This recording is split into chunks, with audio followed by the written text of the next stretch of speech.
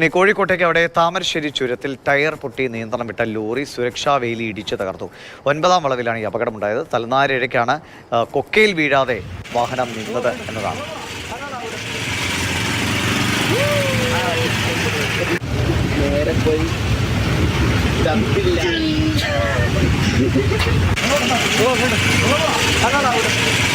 രാഹുലുണ്ട്. രാഹുൽ, ഈ ലോറിയുടെ ഫ്രണ്ടിലെ ഒരു ഭാഗത്തെ ടയർ പുറത്തേക്കെന്ന നിലയിലാണല്ലേ? എന്തോ ഭാഗ്യത്തിന് പിടിച്ചതെന്നാണല്ലോ.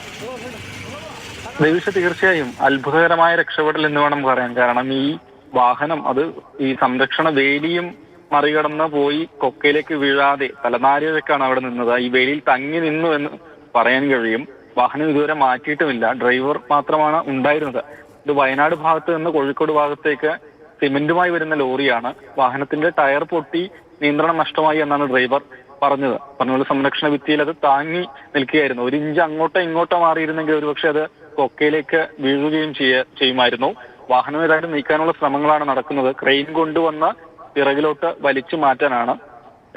സിമെന്റുമായി വന്ന ലോറിയാണ്. അതായത് മുഴുവൻ ലോഡുമായി ചുരമിറങ്ങിയെന്ന ലോറി 9ാം വളവിലാണ് ഈ വിധത്തിൽ അപകടത്തിൽപ്പെടുന്നത്. എന്തായാലും ചുരത്തിൽ നിലവിൽ ഈ വാഹനം കുടുങ്ങിയത് കാരണം ഗതാഗത കുരുക്കോ തടസ്സങ്ങളോ ഒന്നുമില്ല. വലിയ ക്രെയിൻ കൊണ്ടുവന്ന ലോറി പിറകോട്ട് മാറ്റാനുള്ള ശ്രമമാണ് നടക്കുന്നത്.